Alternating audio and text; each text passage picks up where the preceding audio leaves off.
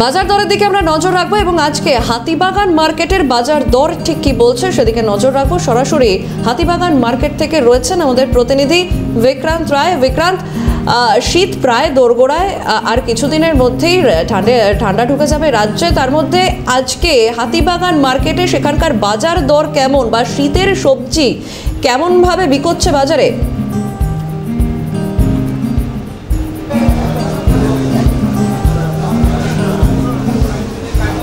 একদমই সঞ্চারী, শীত কিন্তু দোরগোড়ায়, যেমনটা তুমি বলছিলে। এই মুহূর্তে হাতিবাগান বাজারের ছবিটা দেখাচ্ছে ক্যামেরা পার্সন কিশোর মুখার্জি। সেই ছবিটা হাতিবাগান বাজারে কিন্তু শীতকালীন যে সবজি, সেই সবজি কিন্তু ইতিমধ্যেই যোগান কিন্তু রয়েছে বাজারে। একাধিক সবজি কিন্তু দেখা যাচ্ছে, যেমন বাঁধাকপি থেকে আরম্ভ করে লাউ, পটল, এই যে শীতকালীন শিম, করলা, এই যে শীতকাল পেঁয়াজকলি, এই যে শীতকালীন সবজিগুলি, সেই সবজিগুলো কিন্তু রয়েছে।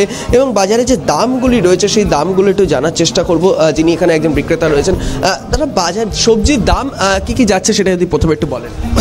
সবজির দাম এখন বর্তমানে বিন ক্যাপসিকাম 100 টাকা কিলো যাচ্ছে, গাজর 70 টাকা কিলো যাচ্ছে, পেঁপে 30-40 যাচ্ছে, বাঁধাকপি 40-50 যাচ্ছে, শসা 70-80 টাকা যাচ্ছে, ঝিঙে 70 টাকা যাচ্ছে, বেগুনটার তো দাম বাজারটা আপে আসে 80 থেকে 100, পটল 60 টাকা কিলো, সিম 70 থেকে 80, উচ্ছে করলা 80 টাকা কিলো, পেঁয়াজকলি 80 থেকে 100 টাকা কিলো।